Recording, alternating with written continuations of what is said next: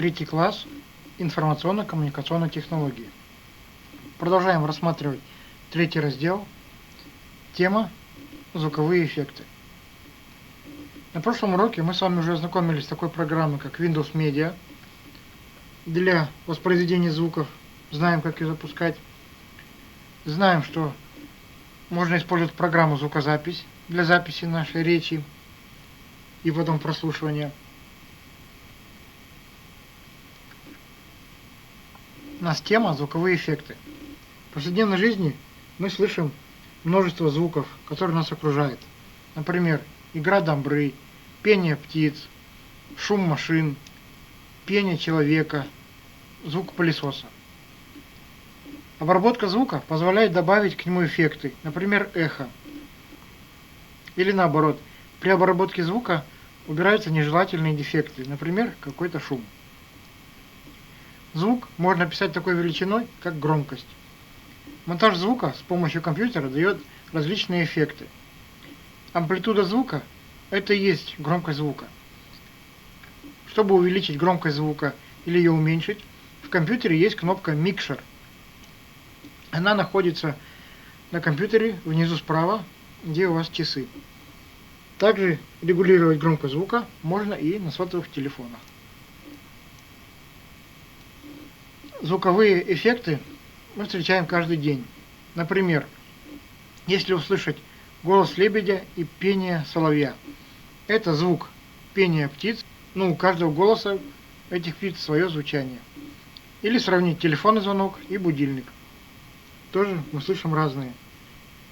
На телефонном звонке мы можем настраивать различные звуковые эффекты. Если скачать из сети интернет звук соловья, как он поет, либо звук машины, как она работает, то можно ее прослушать при помощи программы Windows Media. Помним, что запускается она при помощи главного меню, а главное меню это и есть программа «Пуск». Давайте посмотрим, какие у нас есть задания для закрепления на сайте онлайн-мектеп. Выберите из предложенного списка команду для сохранения звукового файла в программе Audacity. Программа может быть любая, но у всех этих программ только одна кнопка для сохранения звукового файла. То есть какая кнопка нам позволяет сохранить. Рассмотри рисунки. Соедини значок команды панели инструментов и ее название. Из программы Windows Media мы знаем, что треугольник может нам воспроизвести. Чтобы остановить, у нас есть квадратик. Знаем, для чего у нас эта кнопка в программе звукозапись.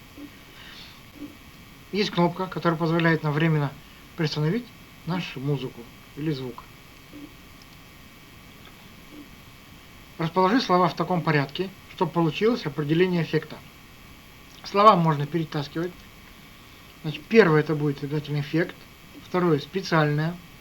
Теперь перетаскиванием слов должны собрать определение.